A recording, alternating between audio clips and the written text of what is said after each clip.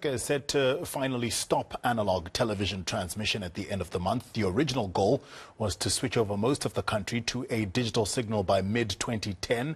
Now a so-called People's Assembly wants to put a stop to the switch off. They're gathering around the country to try and delay matters further until they say the poor won't be left behind. Government has been providing free set-top boxes that convert digital signals for analog televisions. Monique Mortlock is on the story. Let's talk to her now. Monique, the deadline is for end of this month after we missed deadlines, like I said, mid-2010 and again in 2017. Could this gathering mean another delay? And who exactly makes up this People's Assembly?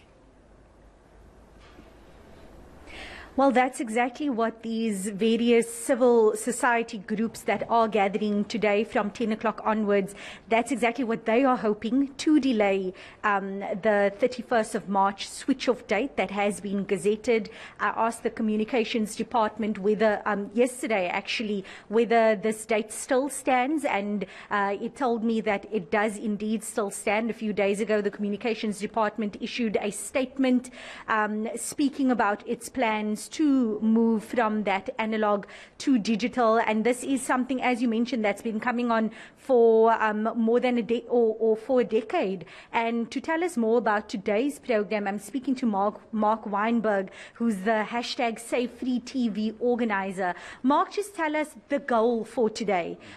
You'll be linking up with various organizations in Durban and in Joburg as well. Yeah. Well, we're expecting over 100 organizations to be represented.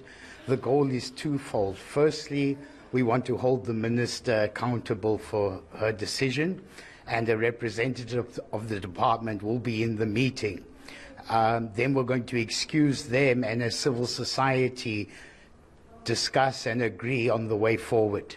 We've got until the end of March to get the minister to change her mind.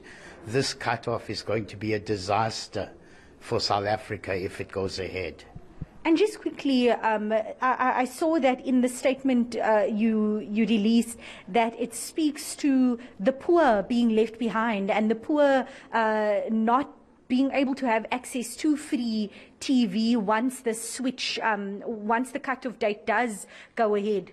Yeah, I mean, this process has been poorly managed for a decade. And if you actually look at what's happened, the government has allowed multi-choice to take all the South Africans that can afford pay TV. So who's left behind?